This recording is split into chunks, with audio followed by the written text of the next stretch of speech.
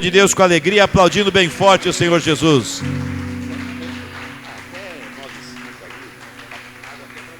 Glória a Deus, aplauda ao Senhor. Se foi para mim tá bom, mas para o Senhor pode ser melhor. Aplauda e glorifique a Deus.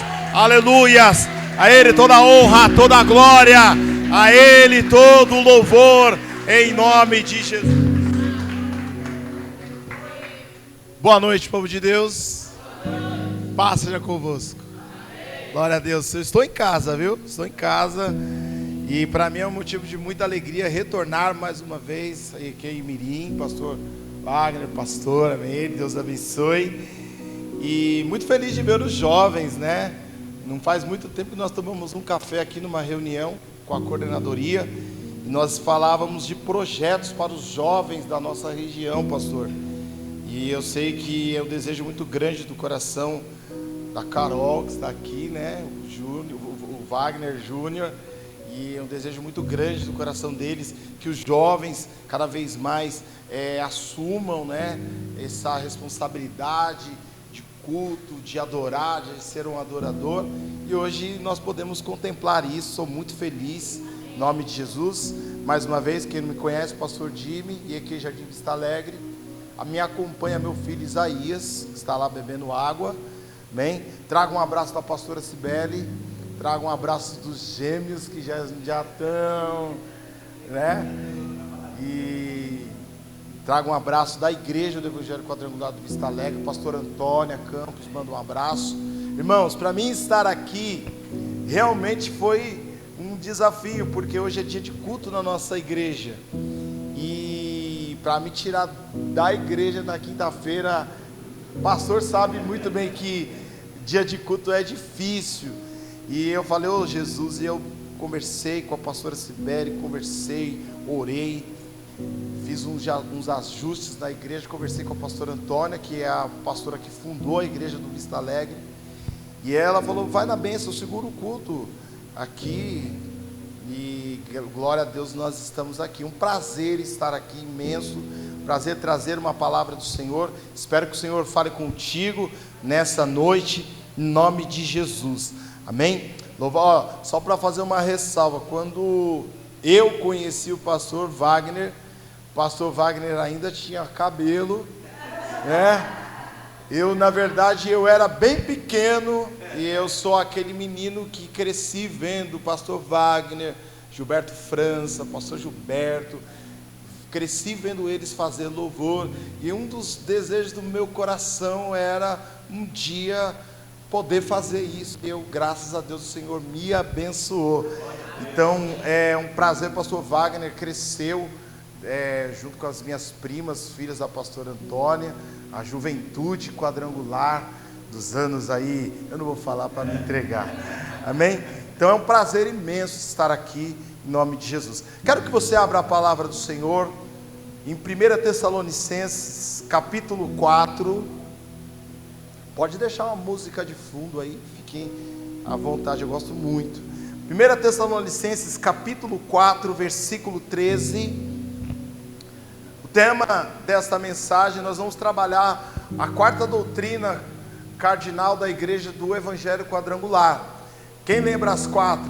Vamos lá. Jesus Cristo salva, batiza, cura e voltará. Amém? Hoje nós vamos falar um pouco sobre a volta de Jesus. Quem está aí ansioso pela volta do Senhor, dá um brado de vitória, diga glória a Deus, aleluias. Nós vamos meditar nessa palavra, amém? O Senhor colocou no meu coração, 1 Tessalonicenses, nós vamos falar um pouco sobre a volta de Cristo, amém? Nós vamos dar umas pinceladas aqui, vamos falar um pouco também da doutrina, da quarta doutrina da igreja do Evangelho Quadrangular. 1 Tessalonicenses 4,13, quem encontrou, diga amém. Amém. Quem não encontrou, diga ai.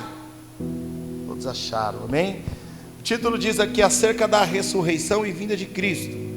Apóstolo Paulo falando aos Tessalonicenses: não quero, porém, irmãos, que sejais ignorantes acerca dos que já dormem, para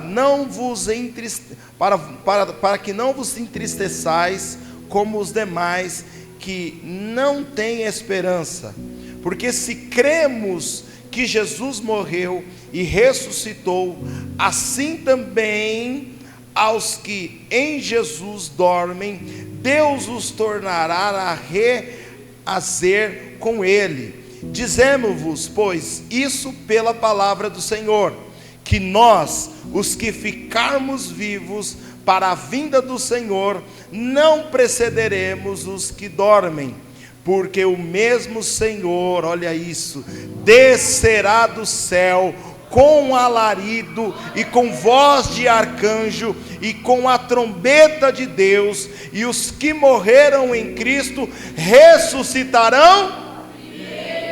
Depois nós, os que ficarmos vivos, seremos arrebatados juntamente com Ele nas nuvens, a encontrar o Senhor nos aires, e assim estaremos sempre com o Senhor.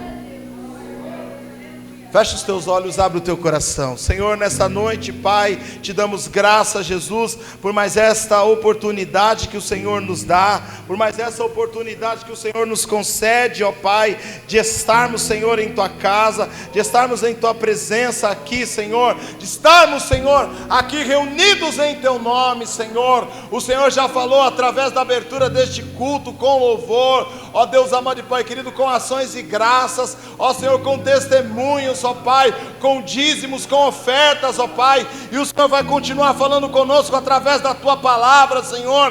E essa palavra, ela não é minha propriedade, esta palavra, ela é do Senhor. Então, meu Deus e meu Pai, ó Senhor, que nós venhamos estar com o nosso coração aberto, ó Pai, que nós venhamos estar prontos, preparados. Se alguém entrou aqui, Senhor, preocupado, cansado, triste, abatido, doente, enfermo, ó Pai amado e Pai querido, que o teu Espírito Santo agora, Senhor, invada, Senhor amado e Pai querido, os quatro cantos deste templo, ó Pai, e venha trazer a paz que nós precisamos, para que nós venhamos nos concentrar na tua palavra, em nome de Jesus, amém. Podem vos assentar, glória a Deus, aleluias. A quarta doutrina da igreja do Evangelho quadrangular: Jesus voltará.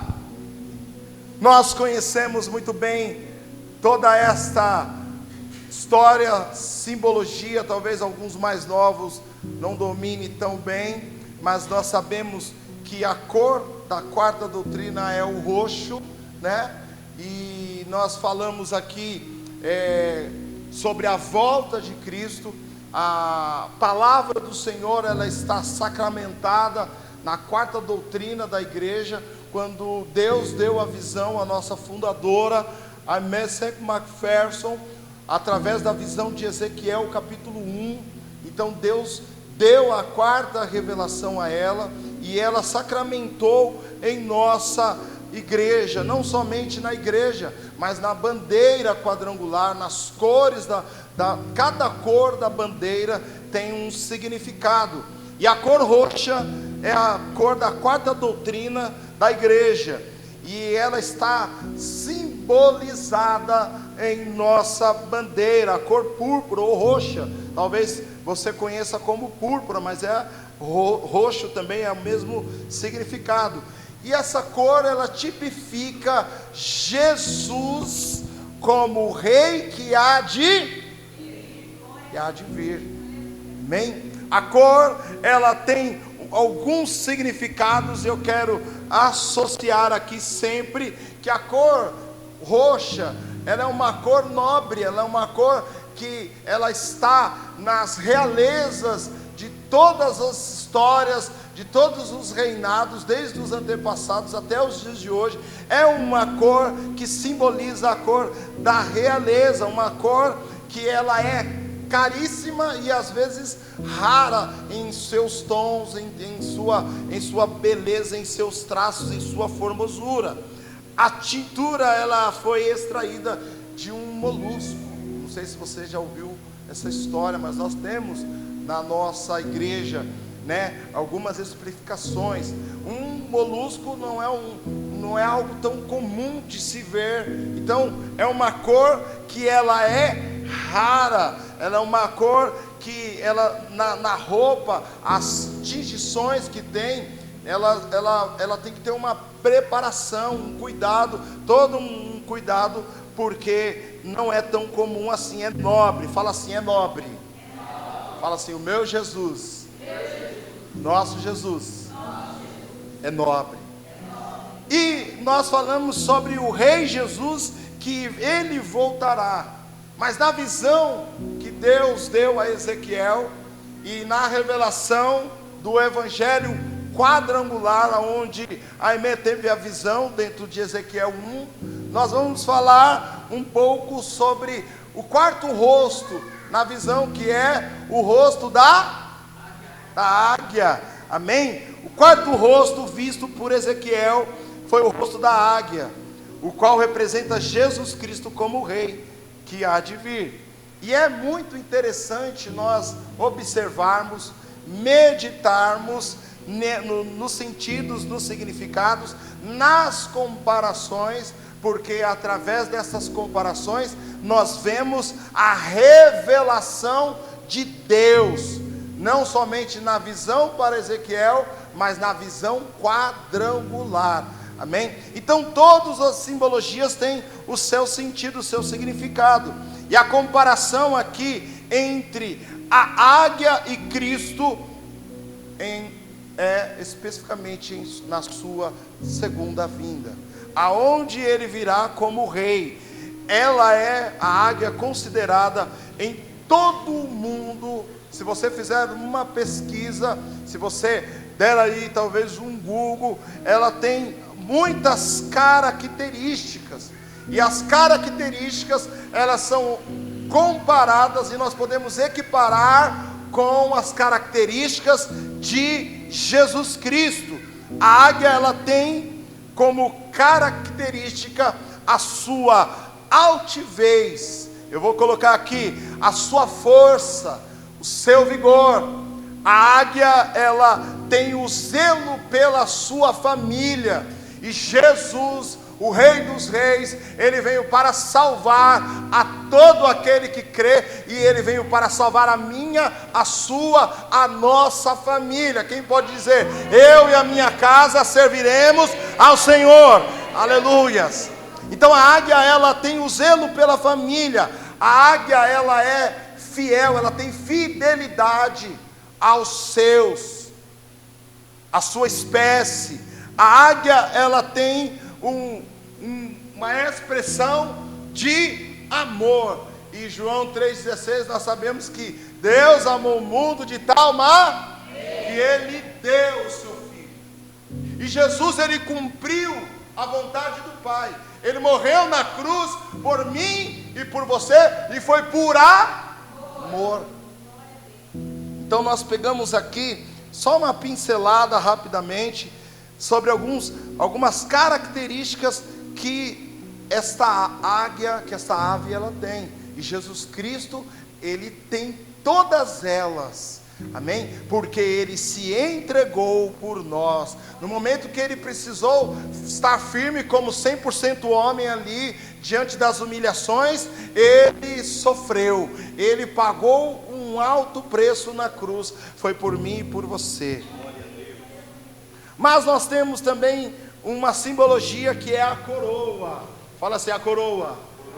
Aleluias. A coroa na nossa bandeira, a coroa nas nossas simbologias da igreja, ela é o símbolo também da segunda vinda, onde Cristo, ele voltará como grande, fala assim, grande Rei. Aleluias. Todo olho verá, toda língua confessará que Jesus Cristo, ele é o Senhor. Então a coroa, ela representa Cristo como um grande rei que vai voltar. Ele vai voltar para buscar a sua igreja. A coroa, ela indica também realeza. Amém? Então nós vemos entre a cor, entre o símbolo da coroa, esta comparação de Jesus Cristo como um rei.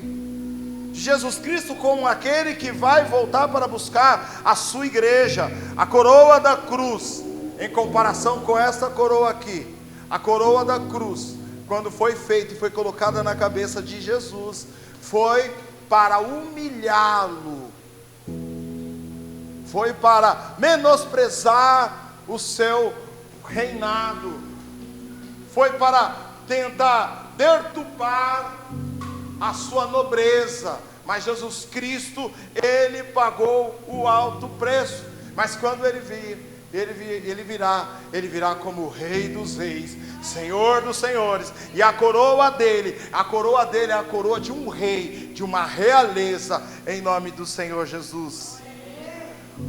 A quarta doutrina vai falar sobre, escrito pelo Evangelho de Mateus. Mateus apresenta Jesus Cristo como o quê? Como rei. Como o rei que vai voltar. Mateus, ele descreve Cristo como rei e Jesus como rei, quando ele estava ali sendo questionado por Pilatos, né? Ele falou: não é você que é o rei dos judeus?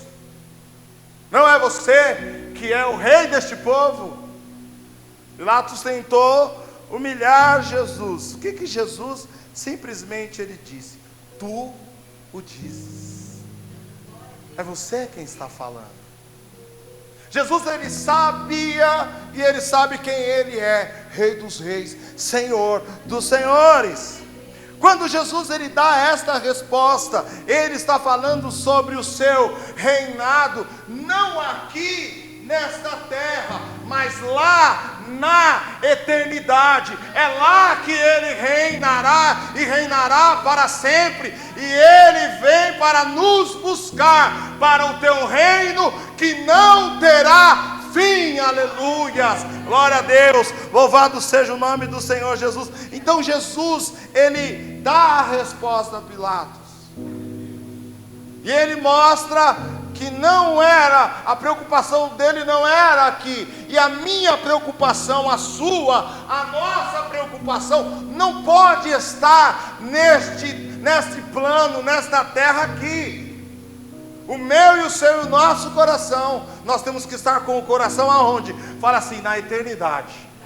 Fala assim, na eternidade. Vire para a pessoa que está à sua direita e à sua esquerda, fala: nos veremos na eternidade.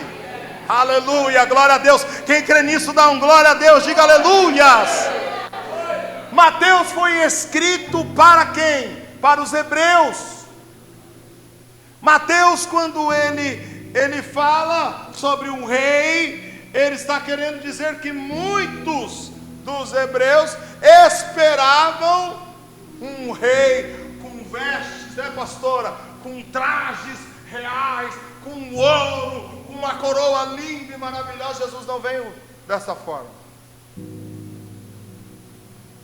E muitos estão esperando até hoje. Mas ele já veio para morrer por mim e por você. Ele veio para aqueles que o aceitaram. Ele veio para aqueles que creram. Evangelho de João 4:25, nós conhecemos uma história muito conhecida, muito explorada, muito ministrada, que vai falar sobre a mulher samaritana, e ela confirma isso quando ela tem ali aquele momento de encontro com Jesus, e ela disse: eu sei que o Messias, preste bem atenção nisso, eu sei que o Messias, que se chama o Cristo, vem. Quando ele vier, nos anunciará tudo. Jesus estava, fala assim, o rei estava perante ela, mais forte, estava perante ela, mas ela estava esperando um rei, como muitas vezes as pessoas fantasiam ele com coroas, com majestades e com glória. Ela disse: anunciará tudo. Ao que Jesus respondeu: eu sou, eu que falo contigo. Num culto desse, no momento do corredor dos milagres aqui, Jesus ele está presente neste lugar. Jesus ele está presente aqui para operar grandes coisas, mas ele também veio para nos buscar. Aleluia, glória a Deus. Então o texto aqui, ele vai nos trazer nós vamos falar um pouco rapidamente sobre o arrebatamento, em 1 Tessalonicenses, capítulo 4, versículos 13. Vou reler e só vou trazer uma breve explicação aqui da palavra. Aleluias. 1 Tessalonicenses, o capítulo 4, versículos 13. Aqui, no contexto desta palavra, quando o apóstolo Paulo ele escreve a carta aos Tessalonicenses, a primeira e a segunda, num contexto geral, vamos resumir assim. Qual era o contexto desta carta? Qual que era os sentidos, os significados? Você vai ver o apóstolo Paulo escrever, o apóstolo Paulo ele vai falar sobre o cuidado com a santidade, a firmeza na fé, em tudo aquilo que ele ensinou eles. E o apóstolo Paulo ele vai tratar do assunto sobre a volta de Cristo. Mas por que o apóstolo Paulo ele escreveu sobre a volta de Cristo? Preste atenção, porque diante das perseguições que a igreja, que o evangelho, através do apóstolo Paulo aos Tessalonicenses, eles estavam sofrendo, e eu e você, nós não estaremos e não estamos isentos de passarmos por perseguições, por lutas, por barreiras, por dificuldades. Muitos dos cristãos tinham já descansado neste plano, já tinham morrido, e diante dos falsos profetas, dos falsos ensinadores, dos falsos pastores, vamos trazer para os dias de hoje, que estavam inseridos no contexto ali aos Tessalonicenses, havia falácias de que Jesus já tinha vindo. Então uma parte dos Tessalonicenses começaram a ficar preocupados. Isso nós podemos pegar com base na teologia. E muitos começaram a ficar preocupados. Mas e aquele que morreu? E aquele? Então existem algumas expressões que nós aprendemos, que muitos dos Tessalonicenses chegaram ao ponto até mesmo de parar de trabalhar, porque eles estavam preocupados com o que estava sendo comentado, que Jesus já tinha voltado, e eles ficaram num sentimento, numa confusão. E agora? E aqueles que morreram? E nós? E é uma expressão que eu acho muito engraçado, que muitos ficavam olhando, procurando sinais. Opa, eu quero ver se tem algum sinal de que realmente ele voltou. Silvano Timóteo descreve ao apóstolo Paulo. O apóstolo Paulo fala assim, o pastor fala, o líder, ele escreve as cartas, não somente para falar sobre santidade, mas ele escreve para reafirmar tudo aquilo que ele já havia ministrado sobre eles. E o apóstolo Paulo aqui, ele começa falando no versículo 13, pode pôr no telão? 1 Tessalonicenses capítulo 4, 13, olha o que o apóstolo Paulo fala: não quero, porém, irmãos, que sejais ignorantes acerca dos que já... Então havia uma preocupação, mas e os que morreram? Se Jesus voltou, como é que vai ser? Para que não vos entristeçais como os demais, que não têm esperança. Próximo versículo 14. Porque se cremos que Jesus morreu e ressuscitou, assim também aos que em Jesus, fala assim, dormem, Deus os tornará a trazer com ele. Você lembra aí de alguns irmãos que já partiram para o Senhor? Quem lembra aqui? Nós sentimos saudades, né? O pastor vai, nós conhecemos milhões, né? Olha o que o apóstolo Paulo está falando aos Tessalonicenses, para eles prestarem atenção e não ficarem preocupados. Aí o apóstolo Paulo vai dar a direção, vai dar o ensinamento. Próximo versículo: dizendo-vos, pois, isso pelas palavras do Senhor, que nós, fala assim, que nós, os que ficarmos vivos para a vinda do Senhor, não precederemos os que dormem. Próximo versículo 16, olha lá. Porque o mesmo Senhor descerá da onde? Com alarido e com voz de... e com trombeta de... E os que morreram em Cristo ressuscitarão primeiro. Próximo versículo. Depois nós, fala assim, depois nós, os que ficarmos vivos. Ei, você está vivo aí? Dá um cutucãozinho para ver se a pessoa está viva do teu lado. Olha o que o apóstolo Paulo está dizendo. Depois nós, os que ficarmos vivos, seremos arrebatados juntamente com ele nos aires, preste atenção, a encontrar com o Senhor nos aires, e assim estaremos sempre, fala assim, sempre com o Senhor. Se você pegar e traçar um paralelo do Evangelho de João 14, e pegar esses versículos aqui, você for batendo, fortificando, você começa a perceber a semelhança das palavras como bate.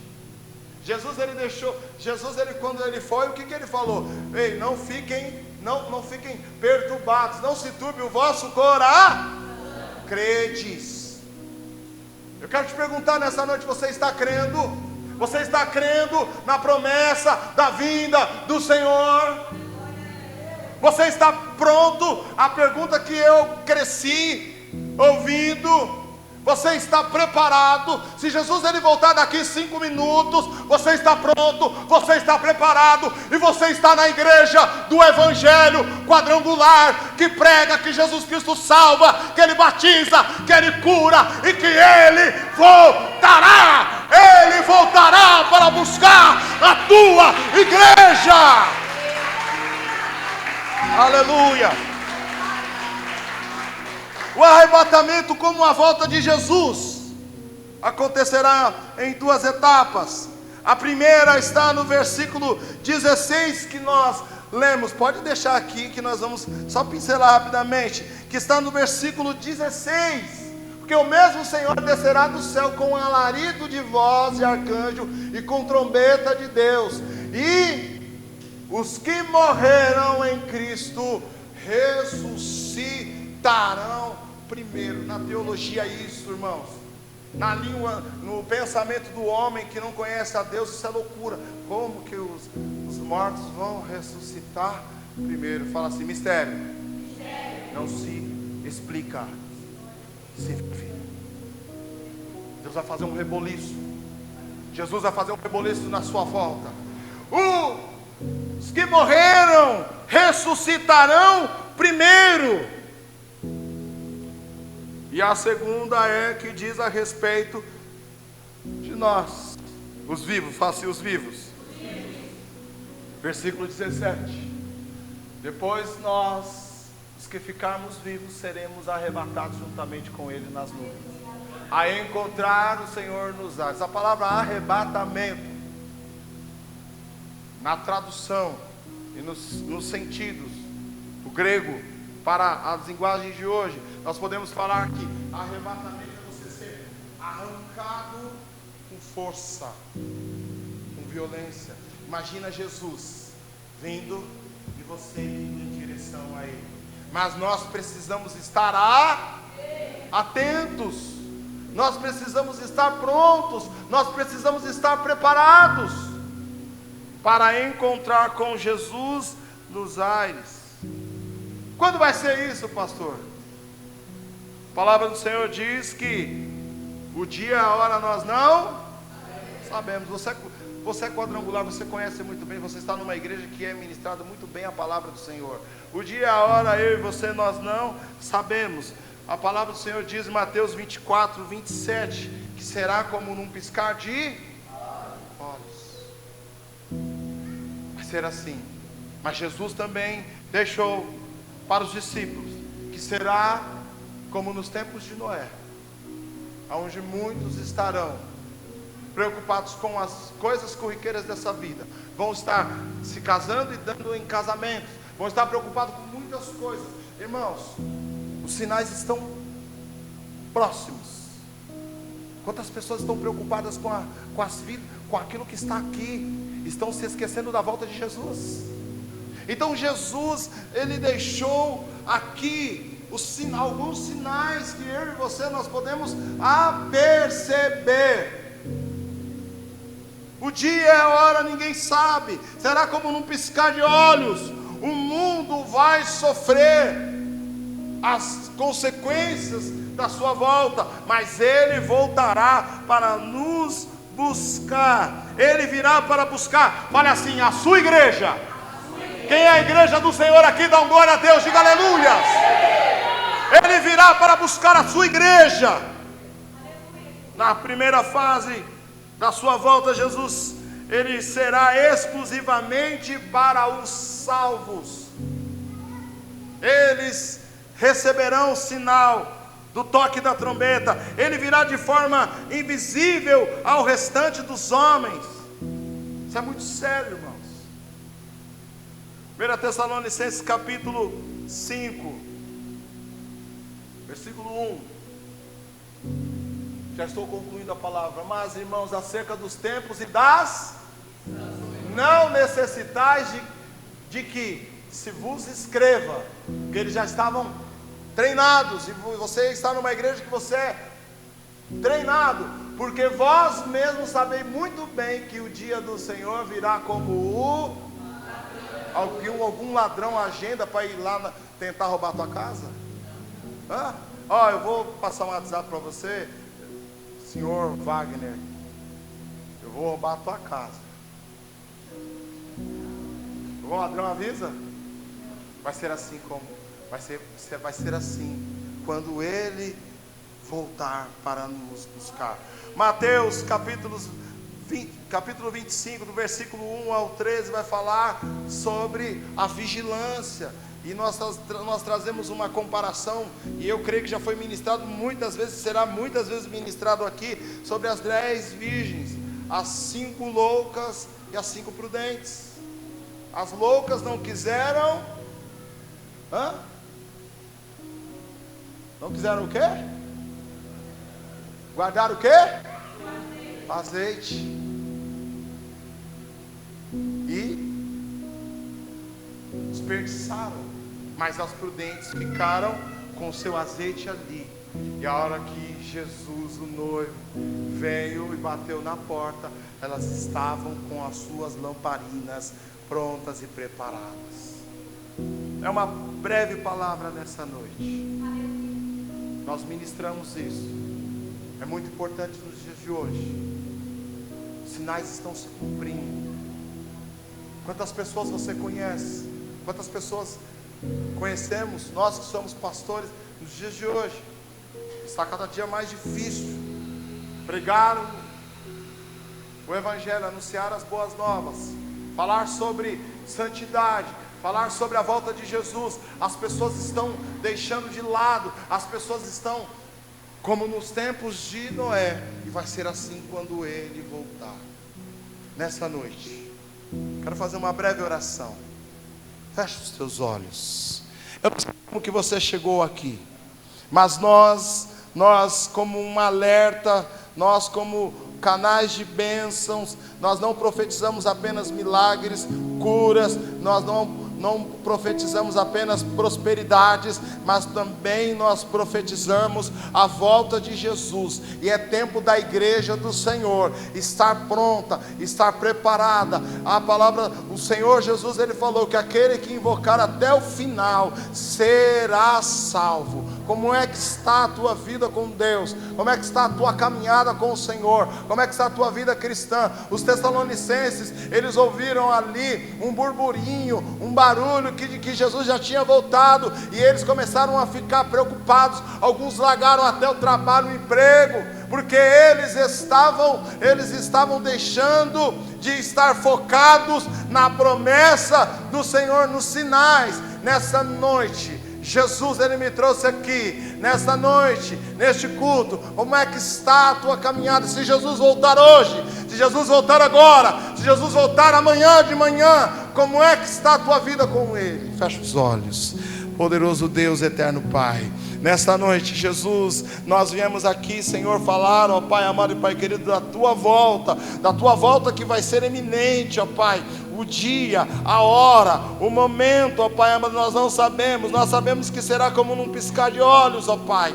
Ó Senhor Jesus, muitos saíram, ó Pai, da tua casa e não voltaram mais, ó Senhor amado e Pai querido, neste dia, Senhor. Muitos dormiram e não acordaram, ó Pai amado e Pai querido. A nossa vida é como vapor, ó Pai, a nossa vida é como um sopro, ó Pai. Ó Senhor amado e Pai querido, mas o Senhor deixou, ó Pai, uma certeza para os salvos, aqueles que estão no Senhor, ó Pai amado e Pai, quando dormirem, ó Pai, na tua volta vão ressuscitar, e aqueles que estiverem vivos serão levados com violência, ó Pai amado e Pai querido, que neste tempo, ó Pai, que neste momento, Senhor, que nesse contexto da igreja, ó Pai, nós viemos estar prontos, nós viemos estar preparados, ó Pai. Nós não sabemos nem o dia e nem a hora, meu Deus e meu Pai, mas nós sabemos, ó Pai amado e Pai querido, que é eminente, ó Pai, ó Senhor Jesus, ser próspero, ó Senhor, ser curado é bom, Pai.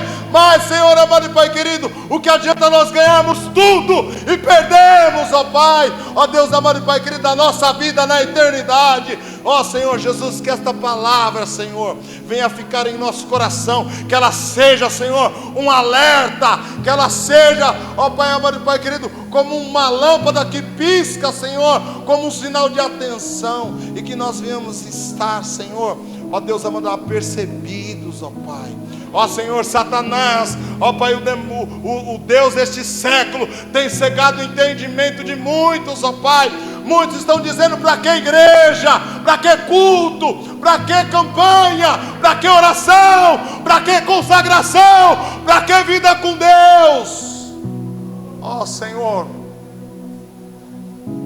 tenha misericórdia, Senhor, da tua igreja nos dias de hoje, Pai. Ó Deus, Pai amado e Pai querido, nos ensina, Senhor, como o apóstolo Paulo, ó Pai, ó Deus, deixou aqui uma mentoria aos Tessalonicenses, para que eles não ficassem perdidos, mas para que eles tivessem a certeza que o Senhor viria nos buscar. Eu quero te dizer, e terminando, que Jesus, Ele vem para te buscar, para nos buscar. Ele vem para buscar a tua igreja. Ele vem.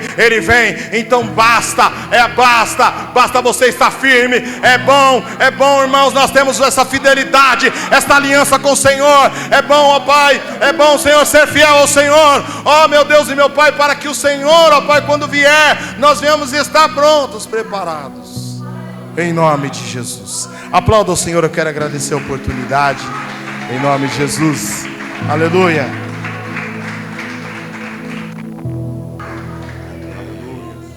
Glória a Deus. Deus falou no teu coração? Está preparado para se encontrar com Jesus? Jesus Cristo voltará. Amém? Ó, domingo, quando nós viermos para o culto, domingo é o último culto do mês de novembro, o último dia do mês de novembro, e é o encerramento do mês quadrangular. Então venham, nós estamos na semana da vinda de Jesus, vestidos de púrpura, que é essa cor entre o roxo e o lilás, mas domingo você está liberado para vir em uma das 4 cores. Se você, pastor, eu não tenho o roxo, eu não tenho o lilás, você pode vir de vermelho, de amarelo ou de azul, porque a gente vai fazer uma festa espiritual do encerramento do mês quadrangular neste domingo, tá bom? Então ninguém se ausente, ninguém falte. Mas eu quero convidar os pastores, inclusive o pastor Jimmy também, e os diáconos, as diaconisas, para nós formarmos o Corredor dos Milagres. Hoje é o encerramento do Corredor dos Milagres, e nós vamos passar com fé. Vamos passar crendo na vitória. Pastor, escuta o pastor falar, você que está em casa também. Pastor, eu vi em todos os dias do Corredor dos Milagres, eu vi pessoas contando testemunhos, mas eu não recebi a minha bênção. Quando Naamã foi até o homem de Deus para ser curado de lepra, através do testemunho da sua serva, ele chega diante do servo do Senhor e o profeta diz para ele: você vai no Rio Jordão e mergulha 7 vezes. E no caso de Naamã, a palavra do Senhor relata que Naamã chegou diante do Rio Jordão, ele se despiu, tirou a sua roupa e mergulhou, o corpo todo cheio de feridas, tomado pela lepra. E Naamã dá o primeiro mergulho, sai da água, e a única diferença que havia antes do primeiro mergulho e depois do primeiro mergulho é que antes ele estava seco e agora ele estava molhado, mas o corpo continuava cheio, tomado pelas feridas da lepra. E assim foi no segundo, no terceiro, no quarto, no quinto, no sexto mergulho. Aos olhos humanos, diante dos olhos dos homens, nada estava acontecendo. Mas muitas vezes a nossa fé está sendo provada. Ele poderia ter desistido no primeiro, no segundo, no terceiro, no quarto mergulho, quando nada aconteceu. Mas a palavra do profeta é: mergulha 7 vezes. E a Bíblia diz que quando ele deu o 7º mergulho, no momento em que ele sai da água, não haviam mais feridas, não havia mais lepra. As feridas ficaram nas águas, as feridas desapareceram, a lepra desapareceu e o corpo dele ficou bonito e liso como a pele de uma criança. Ele foi curado e o milagre aconteceu no 7º mergulho. E eu quero declarar hoje: é o dia da tua bênção e da tua vitória. Quem crê, fica em pé no lugar agora. Já levanta a mão aqui em direção aos irmãos do corredor dos milagres e ora comigo neste momento, que eu quero ungir as mãos dos pastores, das pastoras, ungir as mãos dos